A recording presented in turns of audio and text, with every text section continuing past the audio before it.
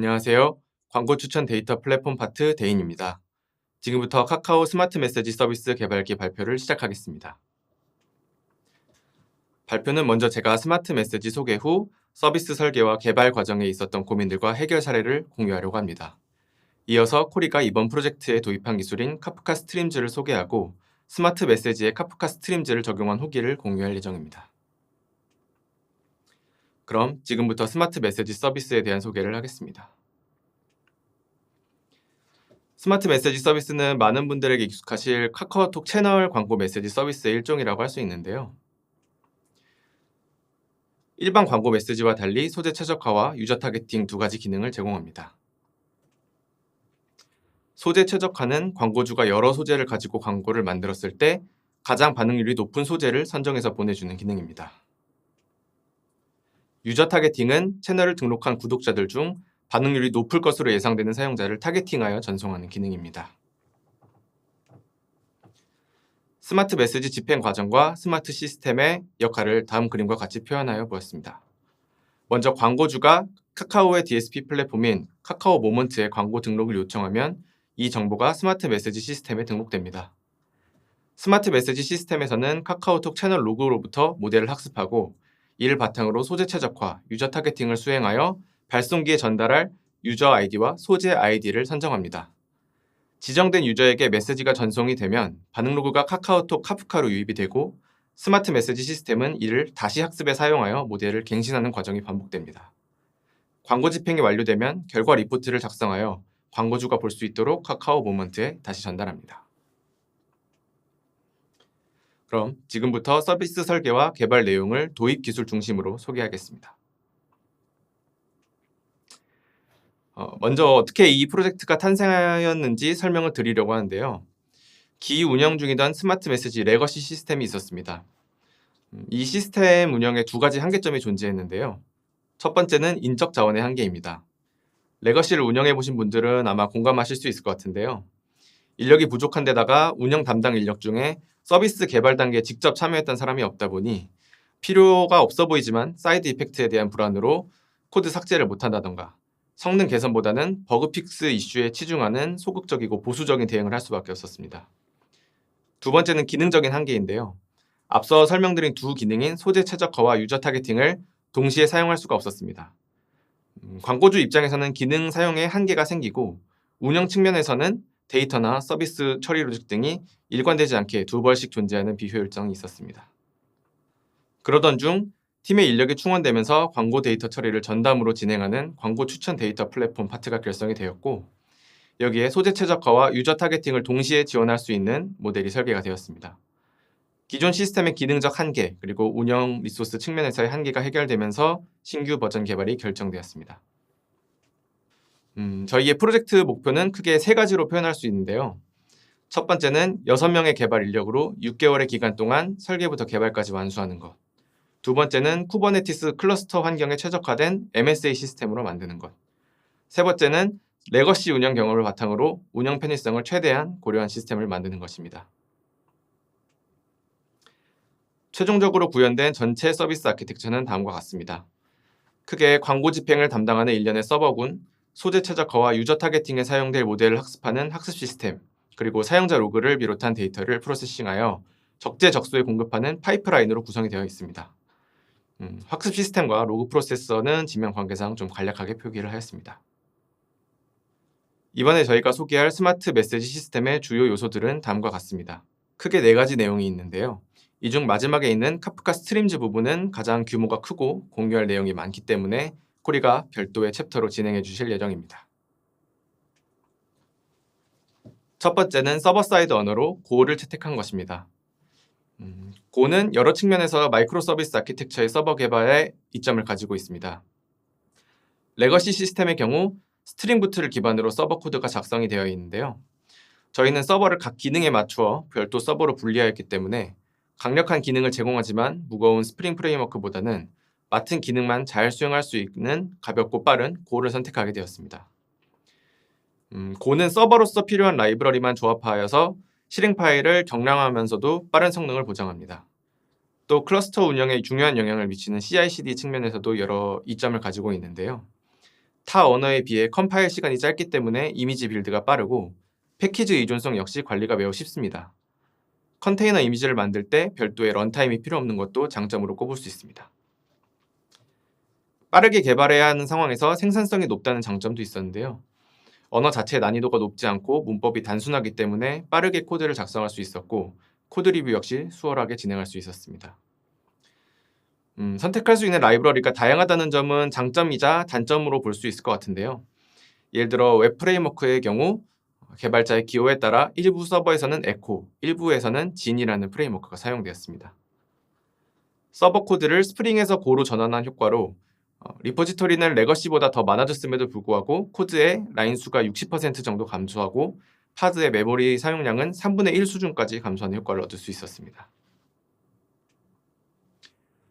두 번째는 이벤트 드리븐 아키텍처의 도입입니다. 저희의 솔깃 초안에서는 서버 간 통신이 단순한 HTTP 통신으로 이루어져 있었습니다. 문제는 API 서버가 광고 집행 서버에 전달하는 광고 시작, 취소, 정지, 재개 같은 명령들이 유실이나 중복 처리에 굉장히 민감한 정보란 점입니다. 클러스터 환경을 운영하다 보면 파드의 장애 상황을 항상 염두에 둬야 되는데요. 기존 시스템에서는 이에 대한 대응이 취약하다는 문제가 있었습니다. 저희의 해결책은 이벤트 스트림 역할을 수행할 수 있도록 카프카를 중간에 구성하여 이벤트 드리븐 구조의 일종인 이벤트 소싱 아키텍처로 전환하는 것이었습니다. 바뀐 구조에서는 1차적으로 광고 등록, 취소, 일시정지 등 광고의 상태를 변화시키는 이벤트가 발생하였을 때 이를 서버 파드 장애로부터 안전하게 저장할 수 있습니다.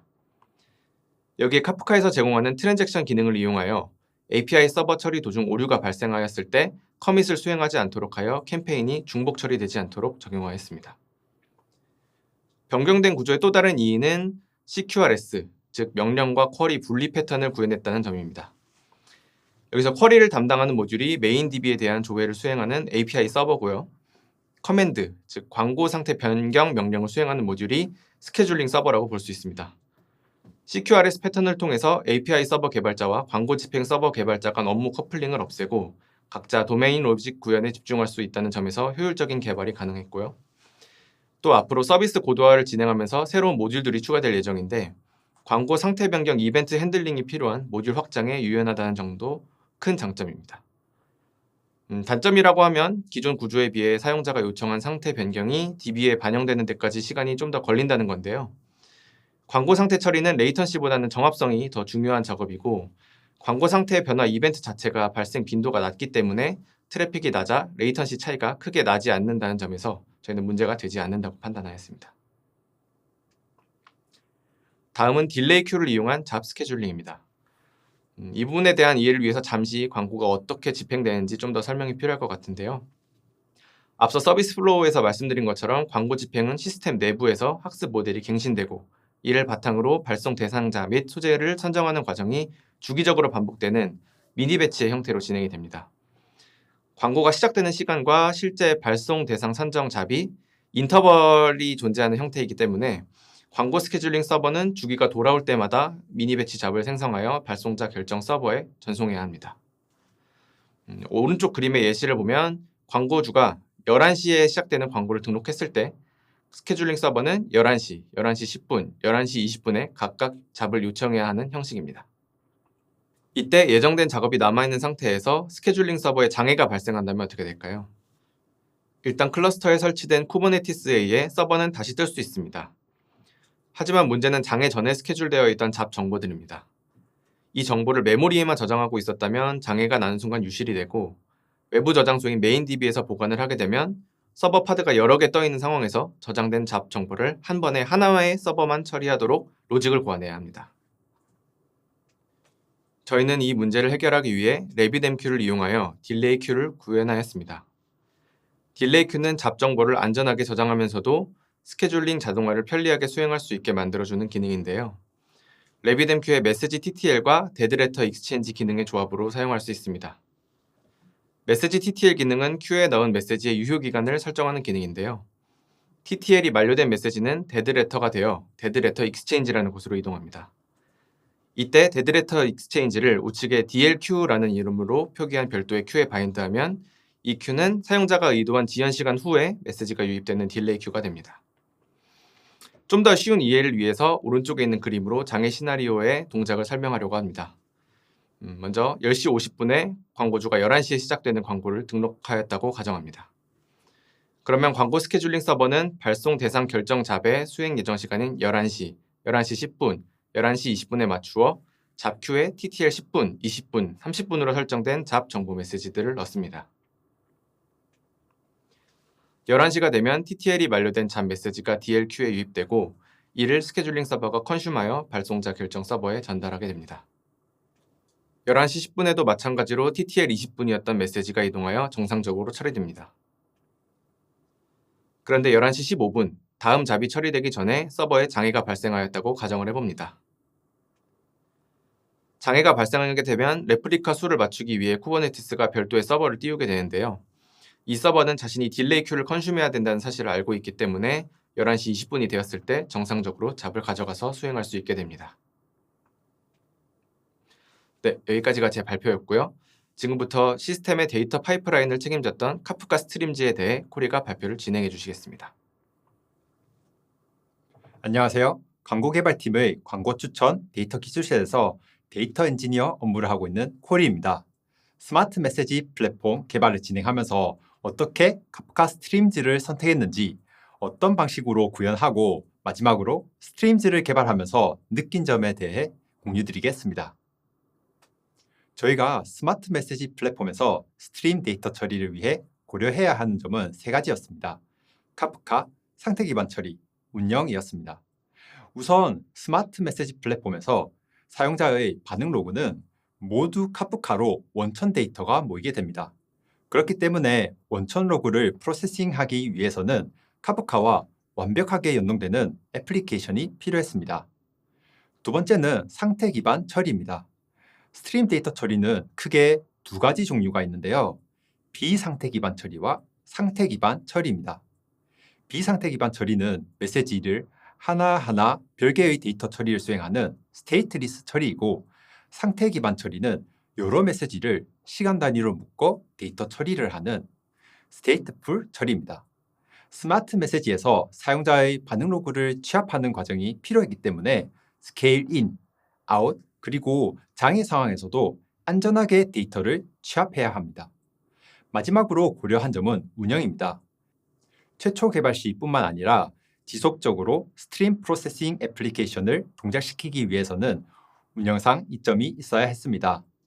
여기서 말하는 운영상 이점은 프레임워크 또는 라이브러리의 지속적인 지원을 포함하여 개발 중 이슈에 대한 트러블 슈팅을 위한 개발자 커뮤니티도 포함됩니다. 저희는 이 3가지를 고려하여 스트리밍 데이터 처리를 위한 도구를 고민하였고, 결과적으로 2가지 기술로 선택지를 줄일 수 있었습니다. 카프카 스트림즈와 스파크 구조적 스트리밍으로 선택지가 나왔고, 보시는 화면과 같은 비교표를 그릴 수 있었습니다. 결과적으로 스트림 데이터 처리를 위한 기술로 카프카 스트림즈를 선택하게 되었습니다. 그 이유는 크게 2가지였습니다. 첫 번째는 아파치 카프카에서 공식적으로 릴리즈하는 기술이기 때문이고, 두 번째는 마스터리스 배포를 통해 배포의 유연성이 높아졌다는 점입니다.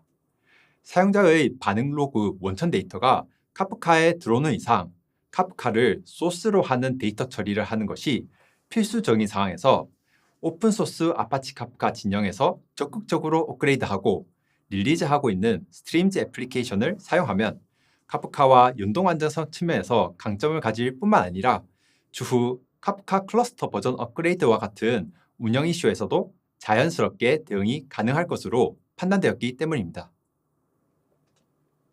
카프카 스트림즈에 대한 기술을 처음 듣는 분들을 위해서 간략하게 설명드리는 시간을 가지도록 할게요.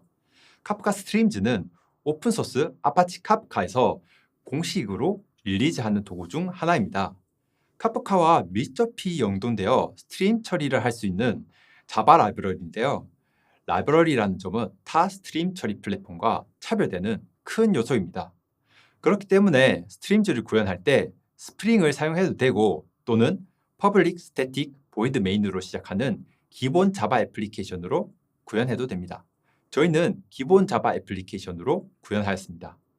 카프카 스트림즈는 카프카 컨슈머가 파티션 단위로 컨슈머 그룹을 만들어 데이터를 처리하는 것과 비슷하게 태스크 단위로 데이터를 처리합니다.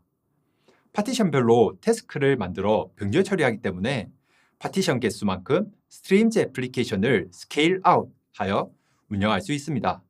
마지막으로 상태 처리를 위한 두 가지 도구를 내부에서 사용하는데요.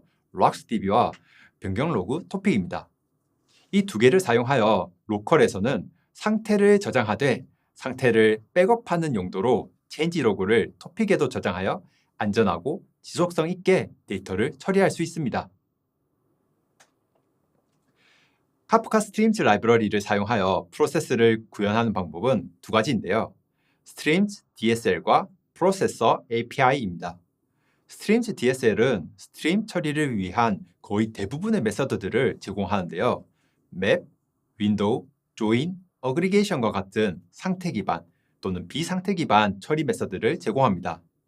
각 메서드 내부에서는 메시지 키 또는 메시지 값을 기반으로 추가 작업을 수행하는 코드를 작성할 수 있습니다. 스트림즈 DSL을 사용하면 Kstream, Ktable, 글로벌 Ktable을 사용하여 데이터 처리를 할 수 있는데요. 이 세 가지 개념은 스트림즈만의 독특한 데이터 처리 방식이라 볼 수 있습니다. Kstream은 레코드 단위로 메시지 키와 메시지 값을 추상적으로 만든 객체입니다. 기존의 컨슈머에서 레코드 단위로 처리하는 것과 유사하다고 볼 수 있죠. 파티션으로 들어온 데이터를 순차적으로 하나하나씩 처리하게 됩니다. Ktable은 조금 다른데요. 토픽에서 레코드의 추가를 인서트로 보지 않고 업데이트로 처리를 합니다. 그렇기 때문에 동일한 메시지 키를 기준으로 가장 마지막에 들어온 메시지 값을 유효한 값으로 처리하는 구체화된 뷰라고 보면 되죠. Ktable을 사용하면 토픽의 데이터를 배치 형태나 테이블 형태로 사용할 수 있다는 장점이 있습니다. 글로벌 Ktable은 Ktable의 변형인데요. Ktable은 태스크별로 파티션의 데이터를 구체화된 뷰로 만들었다면 글로벌 Ktable은 모든 파티션의 데이터를 각 태스크마다 구체화된 뷰를 만듭니다. 프로세서 API는 스트림 프로세싱을 구현하기 위한 또 다른 방법인데요. 스트림즈 DSL에서 제공하지 않는 스케줄링 처리를 한다거나 헤더, 타임스탬프를 사용하고 싶다면 프로세서 API로 구현하면 됩니다. 스마트 메시지에서는 모든 처리를 스트림즈 DSL로 구현하였습니다. 아래는 스트림 처리를 하는 스트림즈 DSL의 예제를 가져왔는데요.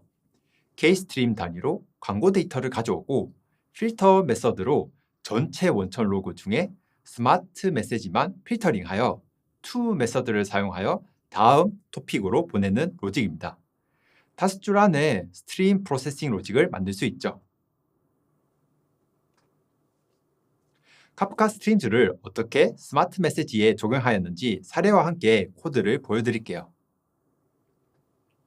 스마트 메시지에서는 여러 가지 스트림 데이터 프로세싱이 있는데 그중 두 가지 프로세싱을 보여드리겠습니다. 첫 번째는 로그 취합 및 저장 프로세싱입니다. 원천 로그의 데이터는 최대 초당 1000건가량 유입됩니다. 어마어마한 양의 원천 데이터를 저희가 사용하는 최종 저장소인 몽고DB에 한번 호출하면 네트워크 사용량뿐만 아니라 몽고DB에 부하가 극심하게 발생될 수 있습니다. 그래서 스트림즈에서 윈도우 시간으로 데이터 처리를 수행한 뒤 저장하는 방식을 적용하였습니다. 그리고 레디스에 저장된 유저 피처와 원천 로그를 매핑해야 할 때는 비상태 기반 처리로 매핑 함수를 사용하여 스트림즈 애플리케이션을 구성하였습니다. 레디스에 저장된 유저 정보를 광고 로그에 매핑하기 위해 우선 Kstream으로 유저의 반응 로그 토픽을 선언합니다. Kstream으로 추상화된 레코드는 필터와 맵 함수를 통해 비상태 기반 처리를 수행합니다. 우선 해당 데이터가 JSON인지 검증하는 과정을 메시지 UT를 통해 필터링합니다. 이후에 레디스에 있는 유저의 데이터와 결합하여 신규 Kstream을 만들게 되죠. 그리고 포이치 구문을 통해 몽고DB에 해당 데이터를 저장하게 됩니다. 이번 코드는 원천 로그를 상태 기반 프로세싱을 통해 취합한 뒤 몽고DB에 저장하는 코드입니다. 이번 코드에서는 K테이블이 나오는데요. K스트림을 윈도우 연산을 하면 시간 단위로 데이터가 K테이블 형태로 리턴됩니다. 여기서 K테이블의 메시지 키는 윈도우즈 클래스의 윈도우 연산에 대한 정보를 담은 데이터이고 메시지 값은 어그리게이트 함수를 통해 취합된 데이터가 출력됩니다. 중간에 있는 윈도우 연산을 보면 K스트림 데이터를 1분 텀블링 윈도우 단위 동안 메시지 키를 기반으로 그룹핑하고 해당 데이터를 어그리게이트하는 과정을 플런트 스타일로 작성된 것을 보실 수 있습니다. 이미 눈치채신 분도 계시겠지만 카프카 스트림즈에서 이런 취합 연산을 수행할 때는 메시지 키를 레코드들을 묶는 단위로 사용합니다. 그리고 취합이 완료된 데이터는 K스트림으로 만들기 위해 toString과 map 메서드를 사용하여 K테이블을 변환하고 마지막으로 포이치 구분에서는 몽고DB에 저장하게 됩니다. 코드는 간단하지만 생각보다 데이터의 내부 흐름이 이해가 되지 않으실 수도 있는데요. 완벽하게 이해를 하기 위해서는 카프카 스트림즈는 파티션 단위로 태스크가 나뉘어지고 각 태스크마다 파티션에 해당하는 데이터만 활용한다는 점을 상기하시면 이해하는 데 더 도움이 되시리라 생각됩니다. 마지막으로 보여드릴 코드는 테스트 코드입니다. 상태 기반 스트림 프로세싱 로직을 개발하면서 어려운 점 중 하나는 스트림 로직에 대한 유닛 테스트 코드를 작성하는 것입니다. 유닛 테스트를 통해 로직에 이슈가 없는지 확인 후 배포가 진행되는 자동화가 되어야지 안전하게 플랫폼을 운영할 수 있습니다. 그러므로 스트림 프로세싱에서도 마찬가지로 유닛 테스트를 작성하는 것이 필요합니다. 아파치 카프카에서는 유닛 테스트를 수행할 수 있는 토폴로지 테스트 드라이버를 제공합니다. 토폴로지 테스트 드라이버는 기존에 작성한 토폴로지를 기준으로 테스트 인풋 토픽에 가상의 데이터를 넣어 예상 데이터를 출력하는 유닛 테스트입니다. 내부에서 상태 기반 또는 비상태 기반 데이터 처리를 수행하고 출력되는 아웃풋 토픽에는 키밸류 형태의 예상 데이터를 입력하여 어떤 데이터가 출력되어야 하는지 어서트 구문으로 테스트 코드를 작성할 수 있습니다. 로직을 개선, 수정할 때마다 매번 스트림즈 애플리케이션을 실행해서 토픽에 데이터를 넣고 확인하는 불편한 과정 없이 유닛 테스트로 즉시 확인할 수 있으므로 스트림즈 애플리케이션을 개발하시는 분들이라면 반드시 토폴로지 테스트 드라이버를 작성하는 것을 추천드립니다. 여기까지 스마트 메시지 서비스 개발기로 설계에 대한 이야기, 그리고 카프카 스트림즈에 대한 상세한 이야기를 다루어 보았습니다.